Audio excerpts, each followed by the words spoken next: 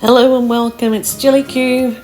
I'm missing the first bit of this video. It was basically just blowing out the cream avocado and there was like a deep plum in there.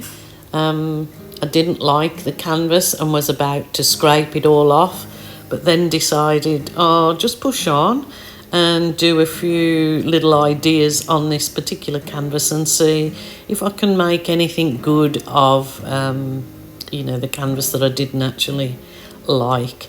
So we'll see what you think about it. I actually absolutely love the end result, so I'm absolutely happy that I did push on. So moral of story is, I guess, just don't give up.